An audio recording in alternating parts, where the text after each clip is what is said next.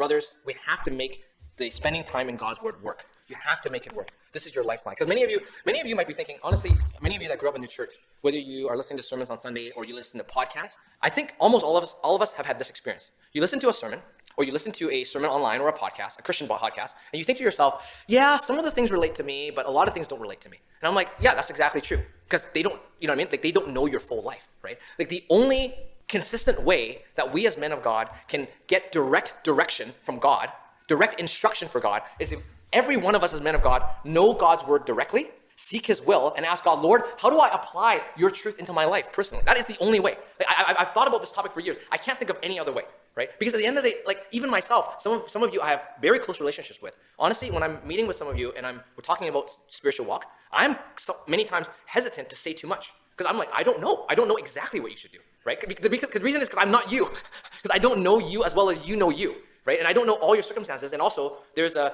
boundary in terms of how much even a pastor should say to the members of the congregation. The only consistent solution I can think of is if every Christian man in our city, every Christian man in our church takes this book seriously every single day of their life, to hear God's voice consistently, seek his face, and every day ask God, Lord, how do I serve you in my life? How do I serve you in school? How do I serve you in my career? How do I serve you in my marriage? How do I serve you with my children? How do I do it, Lord? Show me the way. Show me the next step. Okay? I'm reading your word. Show me. That is the only way. You have to make it work. And if you need suggestions, like I've said many times, where anytime I bring this up, you can message me, you can talk with me. I love to share with you some ideas. I don't know exactly what you should do. I have some ideas that may help you implement that into your life. But you have to make this work. Bible reading and prayer daily. You have to make it work.